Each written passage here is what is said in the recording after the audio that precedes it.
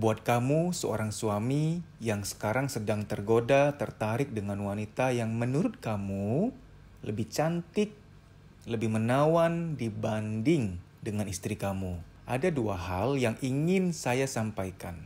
Dan ini benar-benar penting. Bisa jadi kamu belum ngeh. Kamu nggak ngeh. Pertama, saya mau nanya, istri kamu udah benar-benar kamu sayangi belum? Istri kamu udah benar-benar kamu rawat belum? Disayangi, dirawat, udah belum? Istri akan cantik dan menawan kalau kamu sayangi, kalau kamu rawat. Sayang dan rawat. Sayang ini bicara psikologis. Rawat ini memenuhi kebutuhannya. Menjagai dia dengan kebutuhan-kebutuhan seperti perawatan, penjagaan, perhatian-perhatian berupa materi, dan lain-lain sebagainya. Jadi kalau sayang itu psikologis. Lebih seperti mendengarkan dia curhat, berikan dia elusan, husap rambutnya, husap pundaknya, cium keningnya, cium pipinya. Perhatian-perhatian, ungkapan-ungkapan cinta, baik verbal maupun non-verbal. Apresiasi, pujian, itu yang verbal. Yang non-verbal adalah bahasa-bahasa kasih berupa sentuhan fisik. Wanita yang kurang disayangi, kurang dirawat, tentu saja aura cantiknya tidak keluar. Kamu gak bisa bandingin istri kamu dengan wanita lain yang masih single, masih gadis, yang masalahnya beban hidupnya belum sebesar beban hidup istrimu. Istrimu harus jaga anak, harus ngasuh anak, ngeberesin hal-hal rumah tangga. Dia jauh dari orang tuanya, dan lain-lain sebagainya. Bebannya udah beda. Kamu gak bisa bandingin dong dua wanita dengan situasi yang amat berbeda. Soal perawatan tuh penting. Kamu pengen istrimu cantik dan menawan. Tapi kamu hanya sediakan biaya untuk dia kosmetiknya hanya tepung terigu. Bercanda ya. Tanda petik tepung terigu di sini tuh adalah suatu candaan bahwa kamu menafkahi kosmetik istrimu tuh ala kadarnya aja gitu loh. Dikasih kosmetik ala kadarnya berharap dia cantik banget. Sementara si Mince tuh yang kamu sedang taksir, wah itu kosmetiknya mahal-mahal. Ya bedalah. Saya nggak bilang bahwa untuk cantik harus yang mahal-mahal perawatannya. Tidak. Cuman gini, kalau kamu mau membandingkan yang fair. Oke lah, kalau kamu mau lihat fisik, mau lihat perawatan kosmetik, membandingkan harus fair. Wanita yang budget perawatannya jutaan, kamu bandingkan dengan istri kamu yang kamu hanya sediakan puluhan ribu, ratusan ribu untuk kosmetiknya. Ya nggak bisa dong.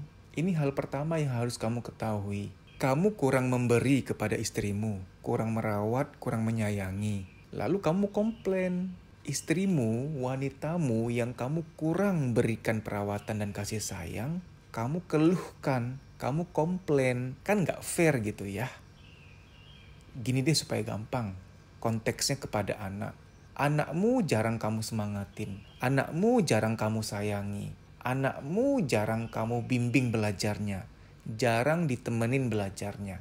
Anakmu jarang kamu bahagiakan.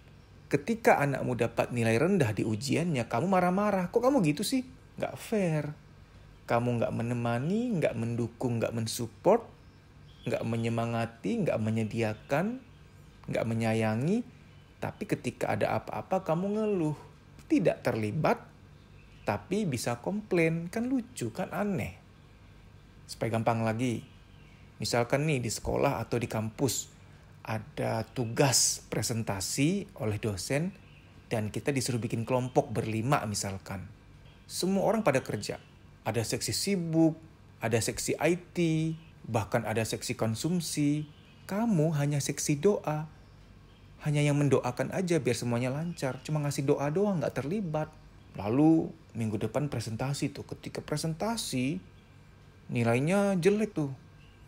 Kamu marah. Gimana sih? Kok kita dapat nilai jelek? Semua mata akan memandang kepada kamu.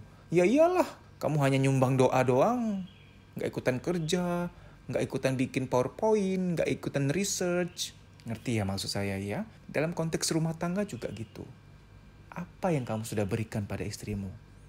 Ngarep istrimu cantik dan bahagia, auranya terpancar, tapi kamu sendiri tidak memberikan kasih sayang yang memadai. Tidak fair untuk membandingkan dua wanita dengan kondisi yang sangat berbeda. Beban hidupnya berbeda, perawatannya berbeda, perhatiannya berbeda. Hal kedua yang saya ingin sampaikan ini penting banget. Si Mince kelihatan bersinar, kelihatan cantik, auranya terpancar. Karena ini masih belum ada beban. Kalian tuh masih suka-sukaan, naksir-naksiran, masih masa promosi itu. Semua orang kalau promosi juga menampilkan yang baik-baiknya. Kalau mau ketemuan pasti dandan dulu, gosok gigi sampai 2 kali, ngecek make up sampai 3 kali, sampai cerminnya minta pensiun. Kalau ketemu kamu pasti senyum, jaim, buang angin pun di tempat pembuangan angin. Jaim banget, promosi. Semua promosi dalam dunia ini baik dalam mendapatkan seseorang atau mendapatkan pembeli atau konsumen, pasti dibagus-bagusin. Saya sering kecewa tuh kalau pergi ke rumah makan ada menu nih. Wah, di menunya ngiler banget, sop ketek uler.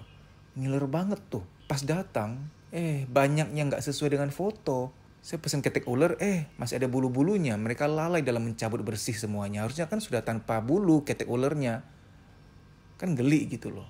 Jadi nggak sesuai dengan di foto. Kalau di foto tuh ada ketek ulernya, ada sopnya, ada tomat, ada wortel. Beda dengan foto. Nah, yang saya mau sampaikan adalah kamu kalau suatu saat sama si Mince, kejadiannya pun akan sama. Dia ini juga tidak cantik lagi. Auranya udah gak bersinar lagi. Beneran.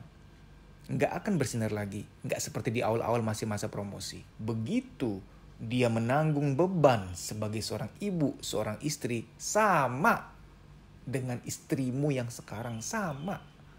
Gak keluar, gak terpancar auranya. Kenapa sama? Karena suaminya yaitu kamu. Kamu yang kurang memberikan kasih sayang, kurang memberikan perawatan. Sorry ya, mohon maaf banget. Setelah mendengar ini, kemungkinan besar kamu gak akan suka sama saya. Sorry, saya harus ngomong hal ini. Kalau masalahnya ada di kamu, menikah sama wanita manapun, secantik apapun dia, ujung-ujungnya sama. Ujung-ujungnya merosot semua kualitas kecantikan. Baik inner beauty atau outer beauty. Baik kecantikan fisik maupun kecantikan batiniah. Akhirnya gak jelas tuh. Kawin cerai, kawin cerai, kawin cerai. Sampai anakmu tuh kayak Kinder Joy ada di mana-mana. Jangan tergoda dengan kecantikan-kecantikan yang fana. Kenapa saya bilang fana? Itu semua topeng. Itu semua lobby. Anda tahu lobby? Lobby gedung, lobby hotel. Memang dibuat seperti itu, bagus. Lobby sekolah, lobby kampus, dibuat indah memang. Dulu istrimu juga cantik banget. Kenapa sekarang jadi enggak? Ya kan bertanya dong pada diri sendiri. Yang namanya istri, kamu kasih budget untuk kosmetik, malah senang. Akan jadi cantik dia, jadi cantiklah dia. Hati-hati ya. Rumput tetangga memang selalu lebih hijau. Tapi rumput tetangga yang lebih hijau itu jangan-jangan rumput sintetis. Rumput plastik, paham gak nih? Rumput kamu udah gak hijau karena kamu gak siram, ya kuning lah dia.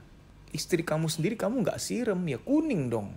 Lihat wanita lain hijau, ya karena dia disiram.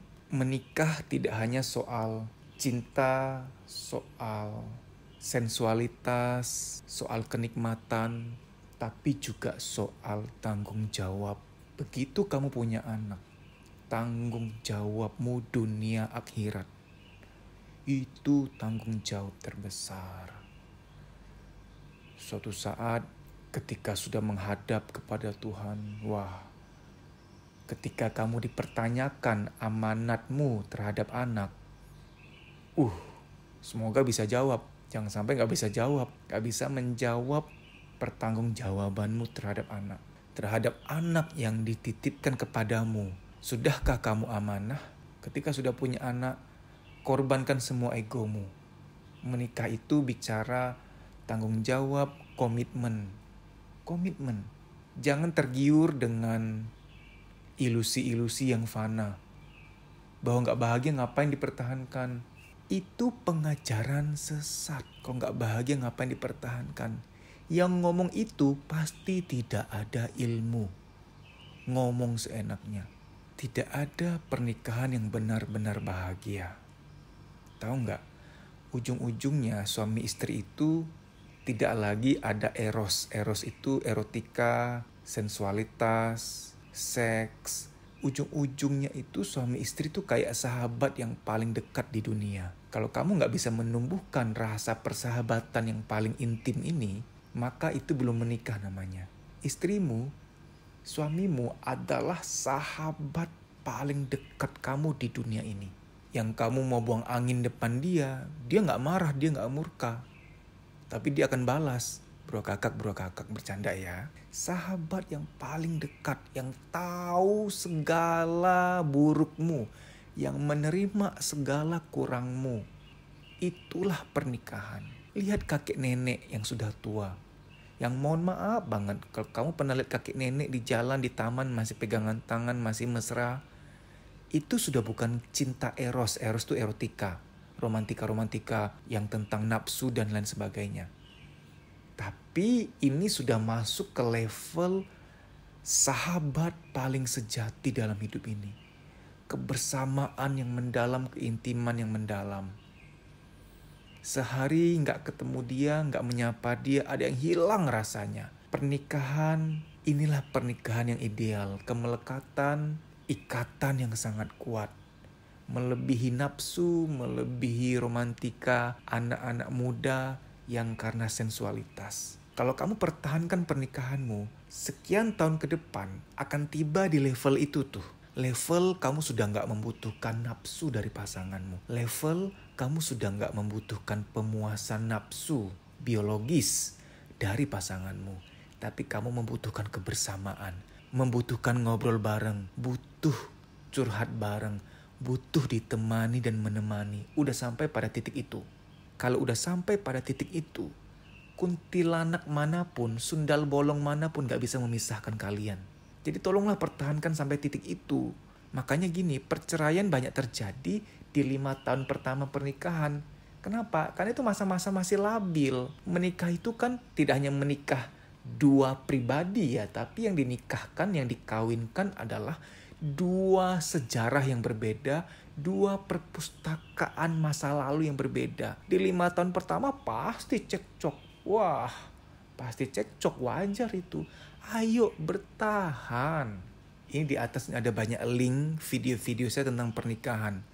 Rahasia supaya pernikahan langgeng. Ada 7 kunci pernikahan langgeng seperti apa. Tolong nonton. Ini investasi buat kamu.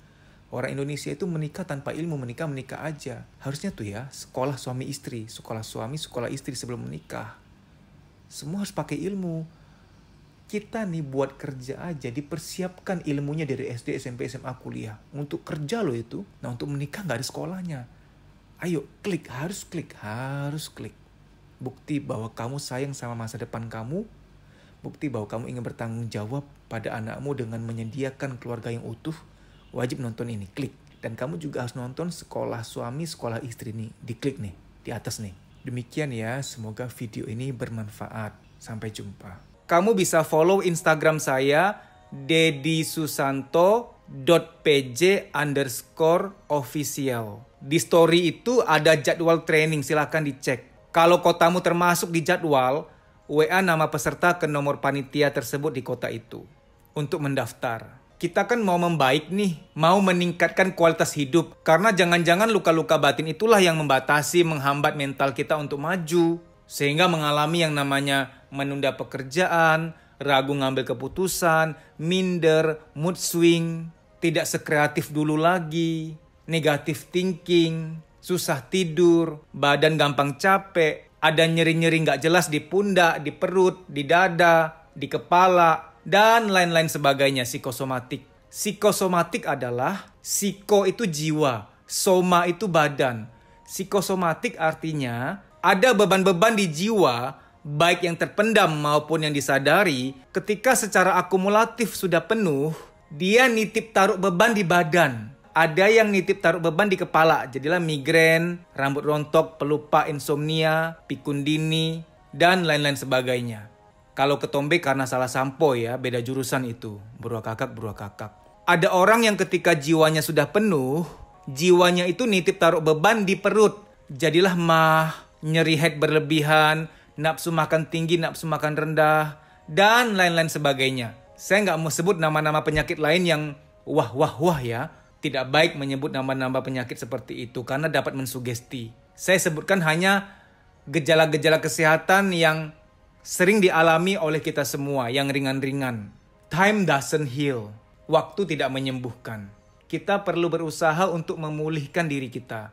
Ada doa, ada usaha. Harus seimbang. Kalau ternyata setelah kamu lihat jadwal di Instagram saya, tidak ada kotamu terdaftar di situ, apa boleh buat kamu ikut training secara pribadi. Ini coaching pribadi. Nanti via WA call dengan saya. Tapi harus daftar dulu. Nah, daftarnya agak beda. DM, Instagram, kuliah psikologi. Daftar di situ, DM dulu. Bilang bahwa kamu mau daftar training private, coaching private. Baik demikian ya, semoga informasi ini bermanfaat. Terima kasih.